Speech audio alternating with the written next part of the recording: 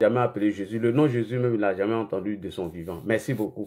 Donc, on continue. Alors, dans mon introduction, il faut fermer ton micro. Ah, vas-y, vas-y, ouvre. Il n'a pas entendu.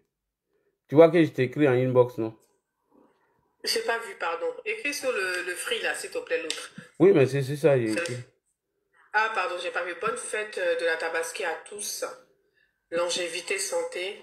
Qu'Allah maintienne la concordance et la bonne entente entre nous tous sans distinction. La santé et tout le meilleur. Encore beaucoup de Tabaski, Inch'Allah. Bonne fête, mon bébé Ladi Shérif. C'est Qui a ton bientôt ton bébé? Moi, je ne suis anniversaire pas en ton plus. bébé. Hein. Qui a ton bébé? Faut pas venir faire ça. À cause de toi, j'ai dragué une go là. Elle a cassé mon cou. Elle dit que non, que tu vas être ta femme, Kimia. Et ma chérie, si tu écoutes mon live ce soir, Kimia n'est pas ma femme. Hein. Voilà, elle dit elle est cœur libre à prendre. Prenez son cœur même. Tu as gâté beaucoup de mes ouais à Paris ici. Hein. Tu es ma petite soeur. Voilà. Oh, je suis ta femme. Alors, après la présentation et la salutation de ma petite soeur, Kimia Bonne Mérité. fête à toi aussi, mon bébé Fasco. Voilà, faut prendre, bébé Fasco, faut prendre. Et ouais, on a un bon encore, bonne fête à toi, mon bébé. Alors, pour ceux qui me prennent pour la première fois, je suis votre humble serviteur, Ladi Shérif, militant activiste RHDP, militant RTR depuis les années 96-97 à Yopougon, Ouassakara, Mosquée.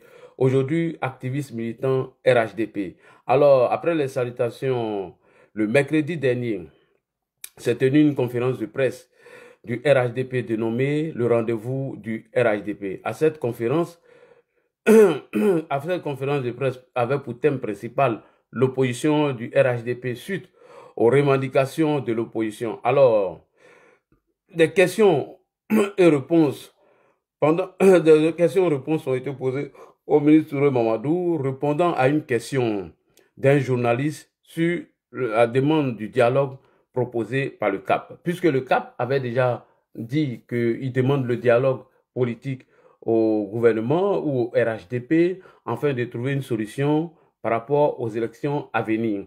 Et le ministre Touré Mamadou, tout le monde l'a écouté sur RFI, il a dit que donc si le dialogue s'entend pour dire qu'ils vont mettre en mal tous les acquis démocratiques, alors ils ne seront pas d'accord.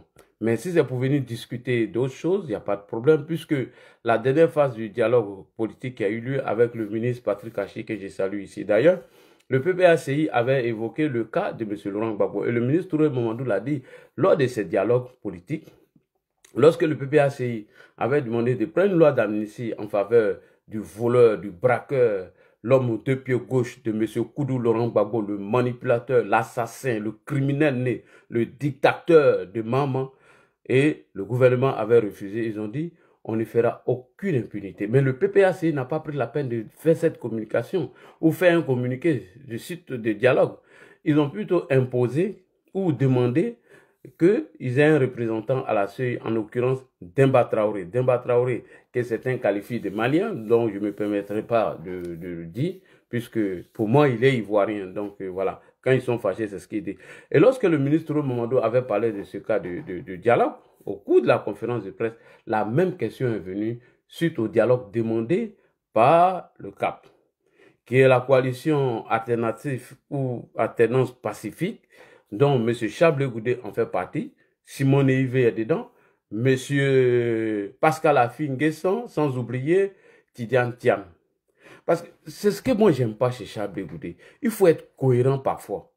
Dans la deuxième réponse où tu parles de l'ACD, que personne n'a l'ACD de la Côte d'Ivoire, on va venir se parler. Parce que lorsque tu as été invité sur l'ITV, la question t'a été posée sur le cas de Tidiane Thiam, tu as dit que toi tu voyais en Tidiane Thiam un premier ministre et non un président de la République. À partir du moment où tu as décidé de te mettre dans cette coalition, alors que tu avais dit auparavant que tu ne rentrerais pas dans des alliances, aujourd'hui tu fais la promotion de Thiam, qui est devenu aujourd'hui parmi les repéros de M. Tidiane Thiam. Bref, donc on continue. Je reviens maintenant.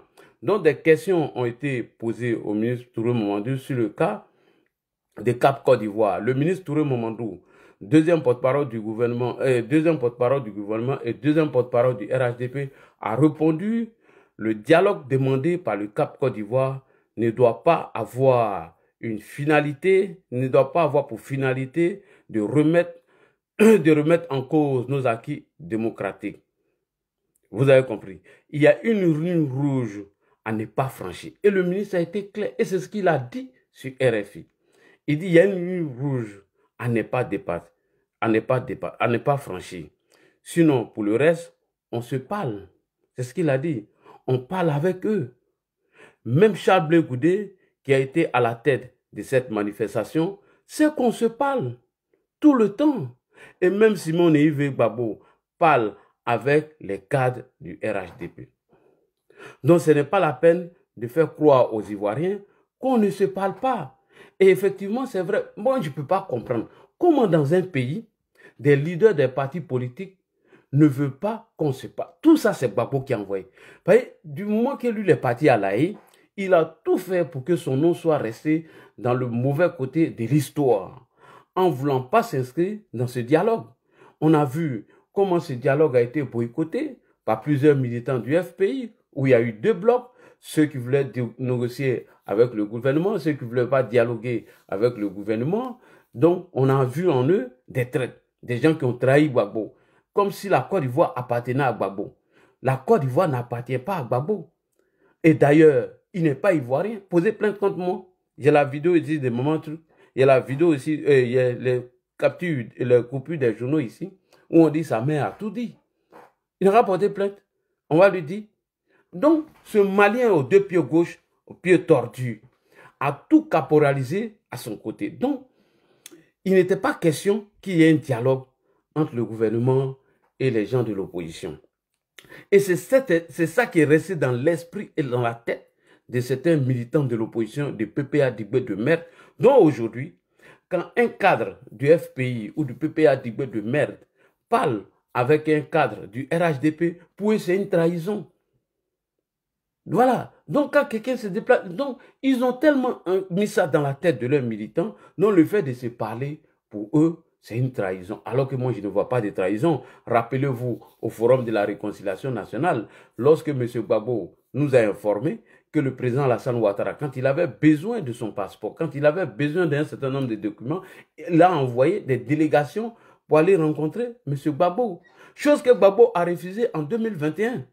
Que lui-même s'est levé, Manu Militari, tout seul, pour aller à l'ambassade de Côte d'Ivoire, dans l'intention de salir Alassane Ouattara, chose que lui-même pouvait faire d'ailleurs, mais après il est revenu à la raison. Bref, donc, quand le ministre Touré Mamadou dit qu'on se parle, moi je ne vois pas de mal en cela. Quand il dit, si vous voulez votre dialogue, si c'est pour mettre en cause tous les acquis démocratiques, là on ne serait pas d'accord et qu'il y a des lignes rouges à ne pas dépasser et que Charles Blé Goudé et nous disent la vérité aux gens qu'on se parle. Mais moi je pense qu'après la sortie du ministre Touré Mamadou, Charles Blé Goudé n'a pas réagi comme pour M. Cissé Bakongo. Quand Cissé Bakongo l'a dit, mais Blé Goudé est sorti automatiquement, il a fait un communiqué. Mais pourquoi depuis que le ministre Touré Mamadou a dit dans sa conférence de presse, Charles Blé Goudé n'est pas encore sorti pour démentir? Nous, on a les informations. Hein? Nous, on a les informations, mais pour l'heure, on ne veut pas en parler. Et donc, on a les informations. Et donc, quand le ministre Touré Mamadou dit qu'on se parle, voilà, on se parle, voilà. Sinon, le reste, avec eux, on se parle. Même Charles Blé Goudé, voilà. Et même Charles Blé Goudé et trucs qu'on se parle. Donc, il a dit ça. Et Simone Yves parle au cadre du RHDP. Donc, ce n'est pas la peine de faire croire aux Ivoiriens qu'on ne se parle pas. Et cette phrase, et donc, ces phrases du ministre Touré Mamadou qui a suffi aux cyberactivistes de M. Charles Blé Goudé pour tomber en transe et s'attaquer au ministre Touré Mamadou.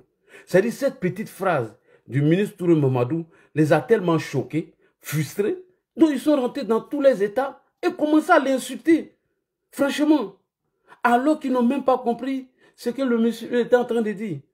Alors qu'à la vérité, le ministre Touré Mamadou a voulu simplement faire comprendre aux journalistes présents, il a voulu faire comprendre aux journalistes qui étaient présents là-bas, que la Côte d'Ivoire, aux Ivoiriens, que le dialogue n'est pas rompu entre l'opposition et le parti au pouvoir. En fait, le ministre était en train de faire comprendre aux journalistes qu'il y a toujours dialogue entre nous. Le dialogue n'a jamais été rompu entre nous et certains gens de l'opposition. Et qu'on se parle régulièrement entre nous, Ivoiriens, du même pays. Mais est-ce que les Ivoiriens doivent se détester? Est-ce qu'on ne doit pas se parler? La preuve, après ma vidéo là, Si j'ai le temps, je m'en vais chez ma petite soeur Félix. Je lui dis, prépare-moi un bon que Dieu nous. J'ai venu manger pour montrer qu'on peut être en politique et peut soutenir Chablé Goudé. Et que moi, je suis à la Sanis, je suis RHDP pur et dur. Mais je peux parler avec elle. Donc, moi, je ne sais pas pourquoi nos parents ne veulent pas comprendre cela. Qu'ils se mettent dans des postures d'extrémistes et ils se mettent dans des postures où eux-mêmes vont souffrir.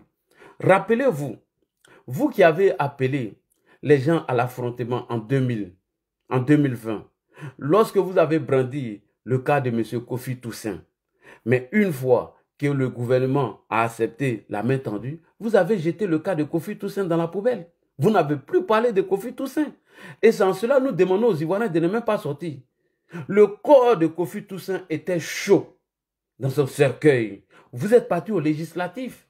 Et pourtant, vous l'avez brandi comme la seule victime de la désobéissance civile de 2020. Alors que vous avez oublié que vous, les mêmes partisans de l'opposition, vous avez tué un corps habillé dont vous n'en parlez pas. Vous avez décapité, vous avez coupé des bois dont des cas ont percuté ces bois et des gens sont morts. Vous n'en parlez plus du cas de Kofi Toussaint. Et donc, le ministre voulait faire comprendre que si c'est le problème de dialogue, on se parle entre nous, Ivoiriens. Nous, on parle avec les gens de l'opposition. On se parle régulièrement entre Ivoiriens. Alors, ce matin, j'ai vu ma petite sœur, une cyberactiviste de Chablé Goudé, félicité, a fait une vidéo de droit de réponse au ministre Touré Mamadou. Elle était en colère, elle était choquée.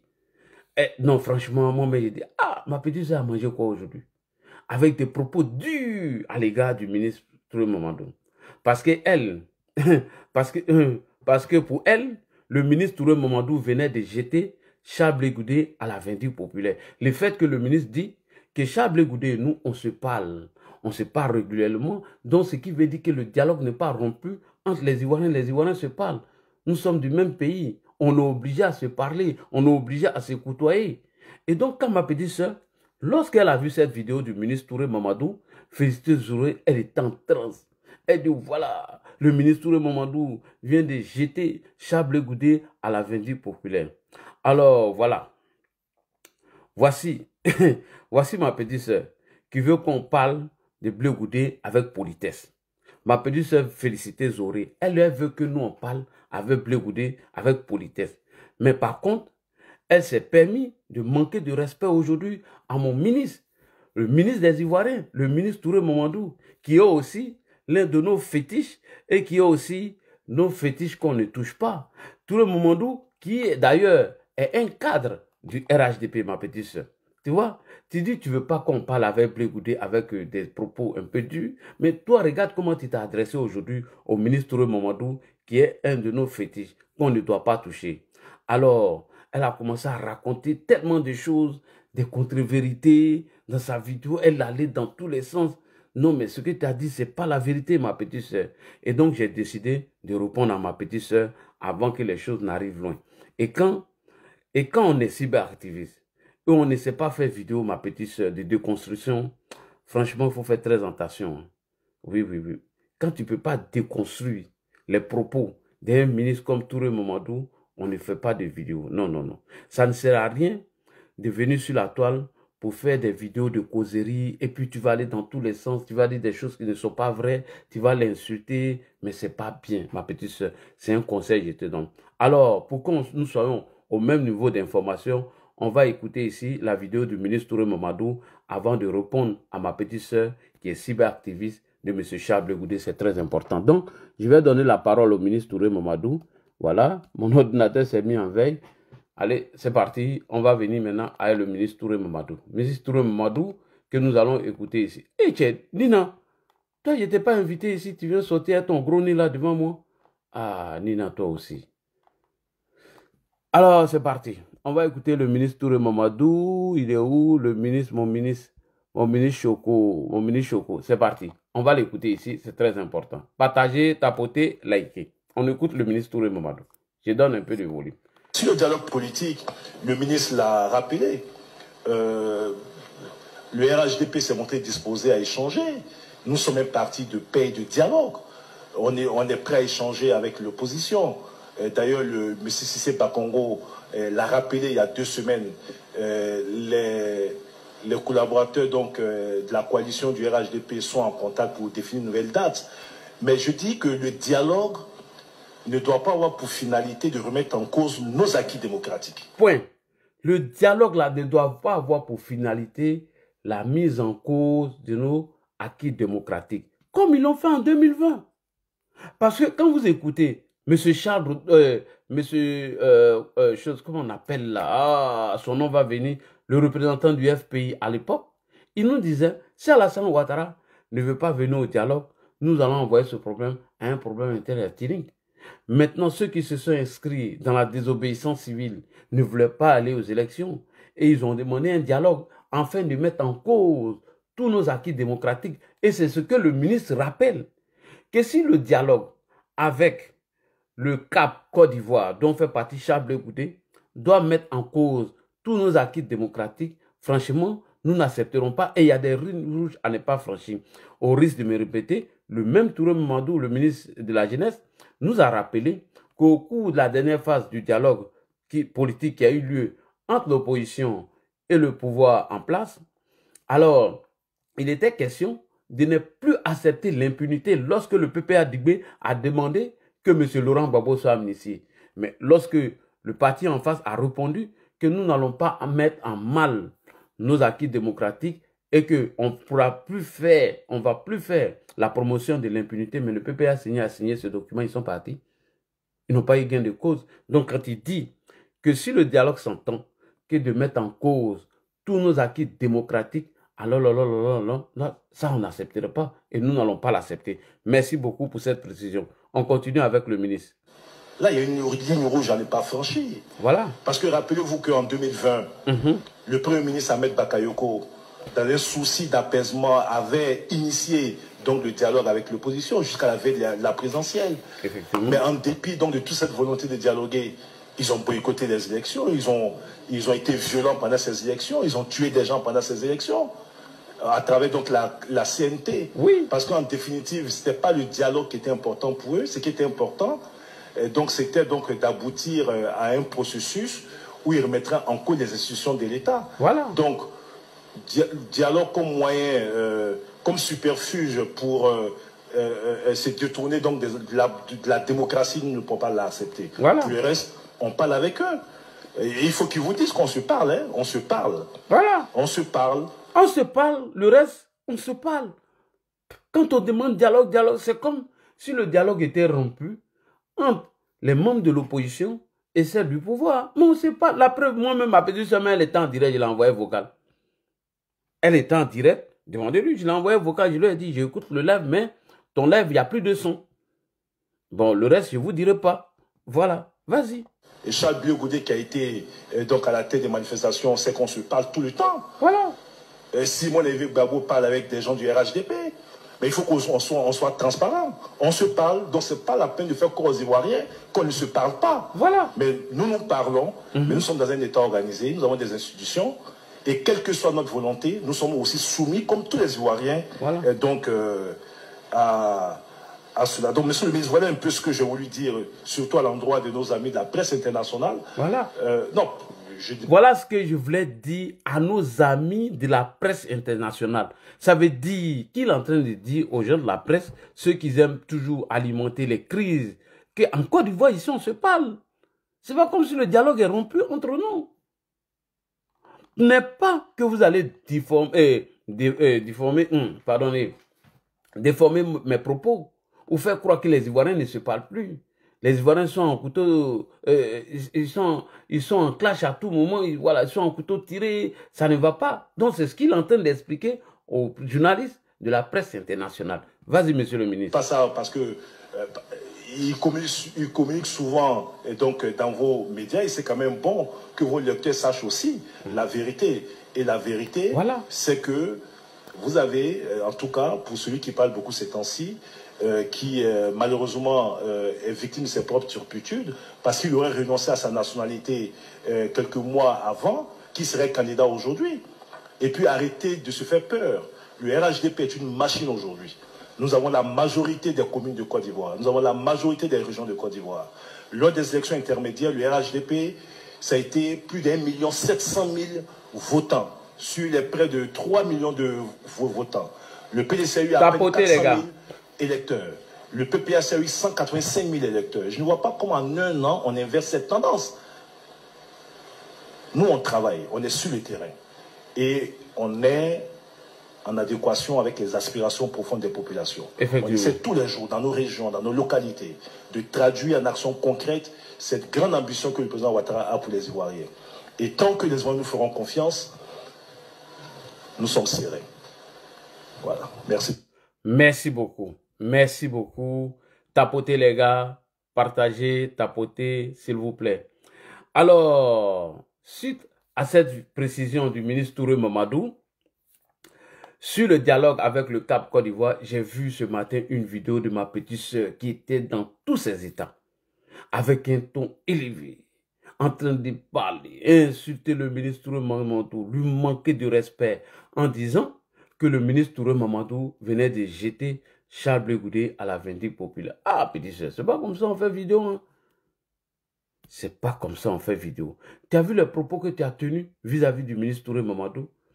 Franchement, c'est pas si c'était ma petite sœur. Si c'était quelqu'un d'autre là, non, non, non, non. Ça, y a l'effort, hein. Non, non, non, non, non. Donc, suite à cette précision que le ministre Touré Mamadou a fait devant les journalistes, devant la presse nationale et internationale, en montrant que les Ivoiriens se parlent entre eux, ils dialoguent, Simon appelle même des cas du RHDP, et donc le dialogue n'est pas rompu entre nous, mais sur le dialogue sous-entend qu'ils vont mettre en mal ou en cause tous nos acquis démocratiques. Non, non, non, non, non, c'est une ligne rouge à ne pas franchir, puisque dans la dernière phase du dialogue politique, on a parlé de tout ça, donc nous ne voulons pas, et le PPAC a reconnu son parti. Et d'ailleurs, on nous a informé même que le PPAC n'a pas parlé, n'a pas évoqué le cas de Charles Blé Goudé, que c'est M. Pascal Affi-N'Guessan qui a défendu le cas de Charles Blé Goudé. Donc, ma petite soeur dit que le ministre Touré Mamadou vient de jeter en pâture ou à la vindicte populaire M. Charles Blé Goudé. Mais c'est pas comme ça on fait vidéo, ma petite. Si tu n'as pas compris quelque chose, plus de toi-même tu dis dans tes vidéos, tu dis que tu es illettré, tu es un analphabète. Bon, quand tu regardes ce genre de vidéos que tu n'as pas compris, mais demande à Blé ou demande à quelqu'un qu'est-ce que le ministre voulait dire par là. Venu sans chercher à raisonner, sans chercher à comprendre le fond de ce que le ministre voulait dire, tu es allé dans tous les sens. Qu'il est venu jeter en pâture Charles Blé Goudé, les petits merdiques, les petits maudits vont aller l'insulter. Mais Félix, quand tu n'as pas compris quelque chose, prends la peine de demander à M. Charles Blé Goudé avant de venir le défendre. Le ministre Touré Mamadou répondait à une question que les journalistes lui ont posée. Le ministre Touré Mamadou répondait à une question sur la demande du dialogue proposé par le CAP. C'est-à-dire que le CAP là, vos CAP qu'ils ont proposé là, il répondait à une question qu'on lui a posée sur le dialogue proposé par CAP Côte d'Ivoire. Ceux qui l'ont proposé, le dialogue là. Donc, il répondait à cette question.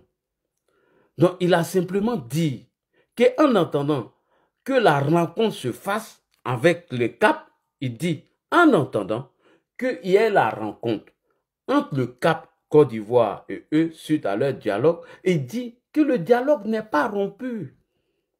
C'est le CAP qui demande une rencontre, afin de discuter avec le gouvernement. C'est pourquoi il a dit, si le dialogue sous-entend qu'on va mettre en mal tous nos acquis démocratiques, alors on ne l'accepterait pas. Et il y a des lignes rouges à ne pas franchir. Donc, comme il répondait aux gens, il dit, en attendant que le dialogue ou la rencontre ait lieu entre nous et Cap Côte d'Ivoire, mais le dialogue n'est pas rompu. C'est ce qu'il disait, que Charles Blé Goudé, on se parle, mais tu n'as rien compris. Tu vois? Mais tu n'as rien compris.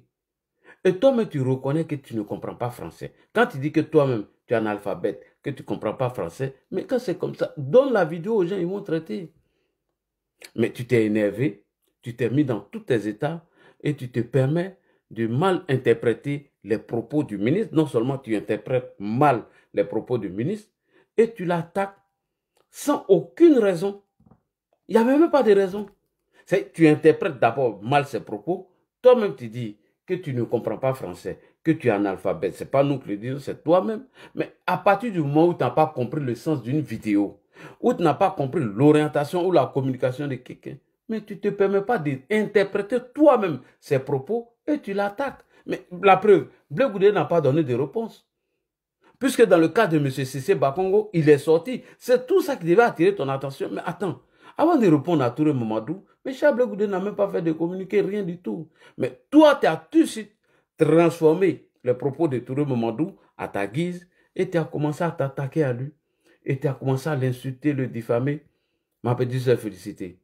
Mais ce n'est pas la mission que Blé Goudé t'a confiée. La mission là, ce n'est pas ce que Blé Goudé t'a confié.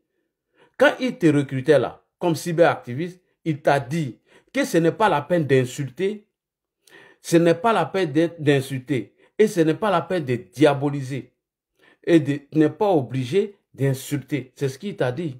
Il dit face au mensonge, il faut apporter la vérité. Quand vous êtes parti le rencontrer, Blé Goudé vous a dit ça. Il dit face au mensonge, il faut que vous apportez la vérité. Il dit je ne vous ai pas recruté pour la grosseur de votre tête. C'est ce que Blé Goudé a dit. Il dit quand il vous recrutez là, ce n'est pas parce que votre tête est grande ou votre tête est petite ou il n'y a rien dedans qui vous a recruté. Il dit face au mensonge, apportez la vérité.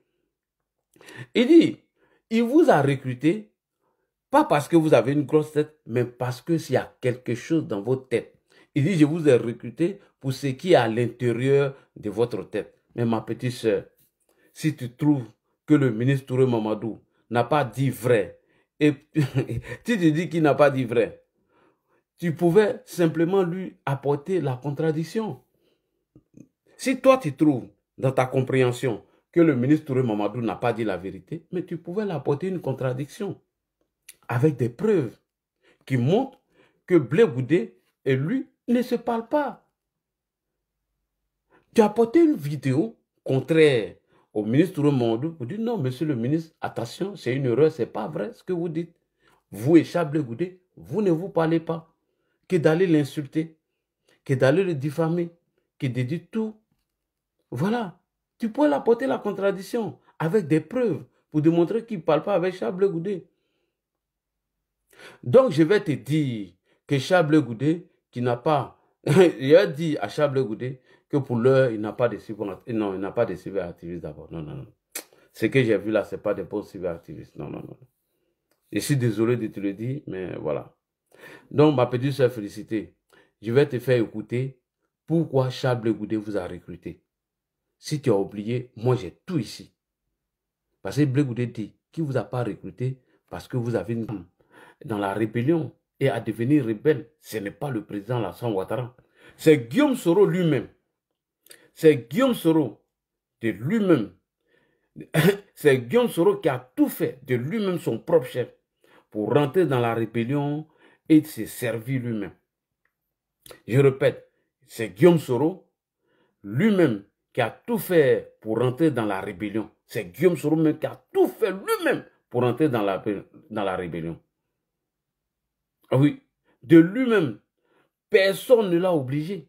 Personne n'a obligé Guillaume Soro à rentrer dans la rébellion. C'est lui-même qui a tout fait pour rentrer dans cette rébellion.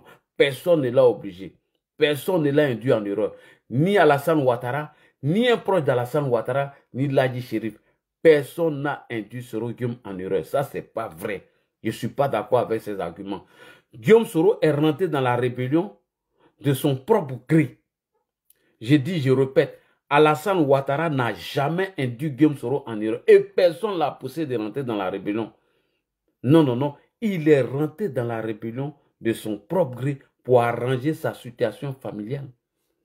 Guillaume Soro est rentré dans la rébellion pour lui-même, sa propre personne, pour arranger sa situation familiale qui était précaire. Parce qu'il avait perdu ses parents dans la pauvreté. Ses parents étaient extrêmement pauvres. Donc Guillaume Soro, quand il est rentré de son propre gré, il a d'abord pensé à lui. Et il n'a pas pensé à quelqu'un. Hein. Lui n'a pas pensé à une cause. Non, c'est blablabla qu'il est venu rencontrer après. Ça, c'était des mensonges. Personne ne l'a poussé en erreur. La preuve, j'ai une autre vidéo que je te lance ce défi. Que si Guillaume Soro est garçon, il n'a qu'à sortir, il va dire Alassane Ouattara.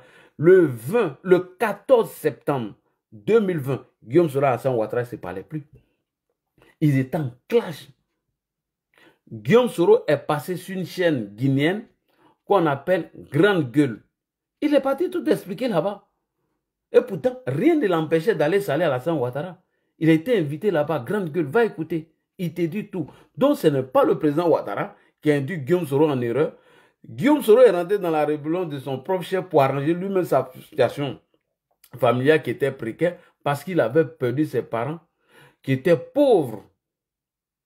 Et il était devenu soutien de famille numéro 1. Quand ses parents sont décédés là, Guillaume Soro était le premier fils. Donc il était devenu soutien de famille. Il n'avait pas les moyens, il n'avait rien. C'est comme ça que Guillaume Soro est rentré dans cette rébellion. Et donc quand il est rentré, il a pensé d'abord à lui-même sa situation. Il n'a pas pensé à une cause. Il a pensé comment lui arranger d'abord sa situation. Puisque ses parents sont morts pauvres. Et qu'il a tout fait pour rentrer dedans. Et donc, voilà comment Guillaume Soro est rentré. Et quand il est rentré, il s'est servi d'abord. Voilà comment il a mis la centrale en marche. Et il a commencé à plier toutes les ressources de notre pays. Et donc, tous ceux qui étaient opposés à cette mise en place de la centrale, mais ils ont été liquidés. Et il a joué sur la naïveté de certains chefs qui étaient en conflit déjà avec IB. Donc, voilà comment il a cogné les têtes jusqu'à il a pris la tête de la rébellion. Voilà comment il a pris la tête. Et quand il a pris le contrôle de la rébellion, il a mis la centrale en place. Ils ont plié toutes les richesses. Ils ont plié tout. Mais il y a eu le jeudi noir des jeunes de Séguéla qui ont été déjà par Guillaume Soro parce qu'ils étaient opposés à cette pratique. Et tous ceux qui étaient pro-IB, quand il a pris le contrôle de la rébellion, il les a tous liquidés.